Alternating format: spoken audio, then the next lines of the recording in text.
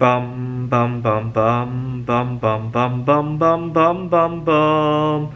The Peter Dislike Show. Bum bum bum bum bum bum bum. So I am once again thinking about moving again, changing another city, and it's with great sadness because this time around I actually have a couple of jobs that I love. I get along with my colleagues, and also I get along too well with my students, I want to say, to the point that I'm being walked on all over. Right, we just finished finals week, which was a very turbulent week for me because several students wanted to reschedule their finals, and they walked all over me. I had one student who wanted to come early because he wanted to go catch a flight after the final. I had another student who was several homeworks behind, and I allowed them to play catch up all semester long until everything came to the final week. And then I had to take care of that as well. So I get along with them too well. The problem I have is everything outside of work. I'm having a hard time making connections everywhere outside of work. I had gotten a board game, Ticket to Ride Berlin. I couldn't find anybody to play that with. The other problem is the accommodations I get for everything outside of work compared to some of my other colleagues. So most of my colleagues love to be involved in loud, crowded environments. Right? Unfortunately, I'm probably the only person in the entire campus who doesn't drink, and all the activities seem to revolve around drinking, and it's a very ableist culture, if you will, in terms of that. I think you'd have better luck if you said you were a recovering alcoholic compared to somebody who just doesn't like to drink, right?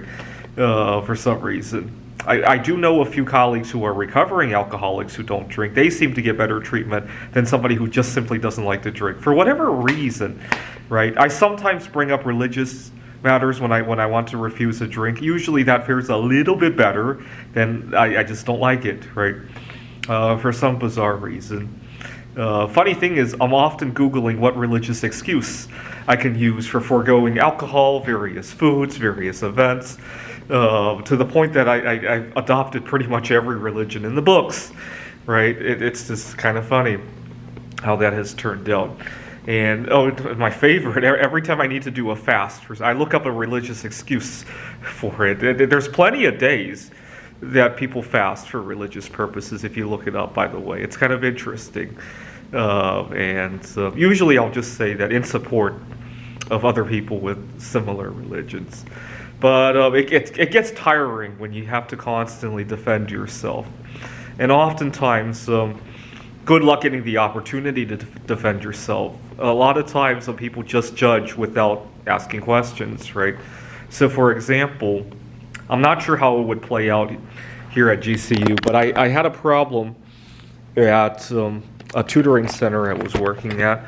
All of my colleagues and most of my students had gone away to see Taylor Swift. I think this was in February, March of 2023. And we only had like 6 appointments during that week, and I stayed behind because I'm a team player, and the last thing I want to do is to go see Taylor Swift, right? I don't like loud, crowded environments. And at the end of that week, I got a paycheck that was 2 digits, and just very insulting. I almost didn't want to cash the check.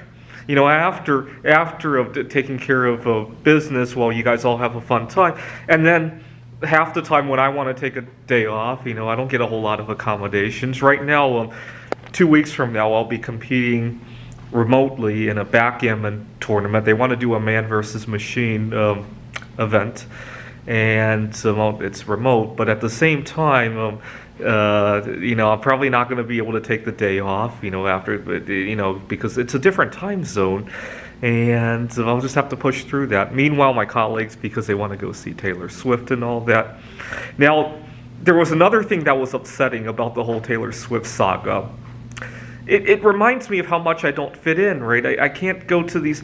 I so badly want to mingle with people here in the Phoenix area, but every time I try to go to a party and it's loud and crowded, and I just get, my mind will race out of control when I go into an environment like that. I would so much love to go to a party where everybody just discusses how to write a backgammon AI or do some chemistry experiments, right?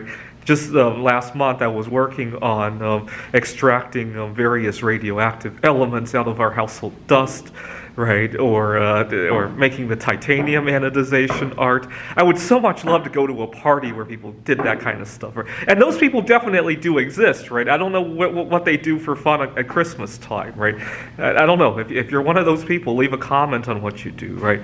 Of course, the other person who feels that way probably is also struggling to go to a Christmas party, right? That's the funny part of it all, right? All right, so I'm thinking about leaving. The other thing I don't like about Phoenix is how far all the distances are on the road. It's geographically big. I actually have a funny story about that. My first week in Phoenix, I had gone to, because I was all alone, so I went to look up this meetup group, and I turned on my GPS, and it didn't look that far. It looked like just a couple of turns, right, until you zoom out and see how far the distances are. And my GPS says, drive 15 miles and then turn right. And it was like 15 miles on the Erie Canal. So I started singing a parody of the song. I sang 15 miles on the mega highway. This is the Peter Dislike Show. Bum, bum, bum, bum, bum, bum, bum, bum, bum, bum, bum, bum. The Peter Dislike Show. Bum, bum, bum, bum, bum, bum, bum.